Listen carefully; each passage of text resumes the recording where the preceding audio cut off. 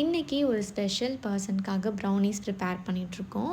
So அது யார் அந்த ஸ்பெஷல் பர்சன் அப்படின்னு கேட்டிங்கன்னா, நம்ம வந்து ரொம்ப முன்னாடி வந்து நம்ம ஒரு கிவ்அவே மாதிரி வந்து கியூஐ செஷன் வந்து இன்ஸ்டாகிராமில் கண்டக்ட் பண்ணியிருந்தோம்.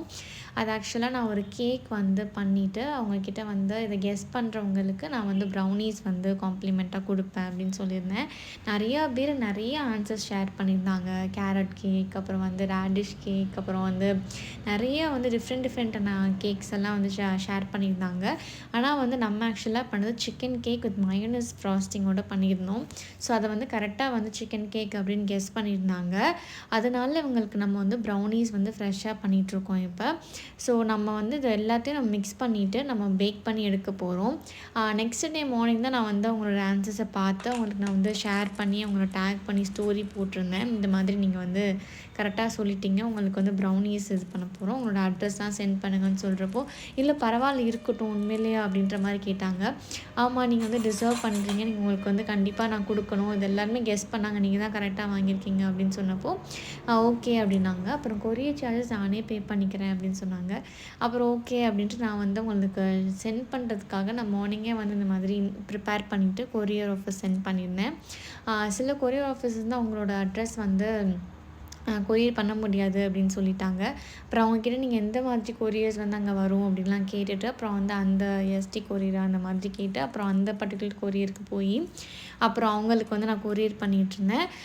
நெக்ஸ்ட்டு டே அப்புறம் அடுத்த நாள் தான் எனக்கு ரிவ்யூ அவங்க ஷேர் பண்ணியிருந்தாங்க. இந்த மாதிரி உங்களோட ப்ரௌனீஸ் வந்து ரொம்ப சூப்பர்பாக இருந்தது அப்படின்னு சொல்லிட்டு எனக்கு ரொம்ப ஹாப்பி ஆகிடுச்சு. அப்புறம் வந்து எனக்கு வந்து ஒரு எப்படி சொல்கிறது, யாருமே கெஸ் பண்ண மாட்டாங்க அப்படின்னு நினச்சி நான் இந்த இதை போட்டேன்.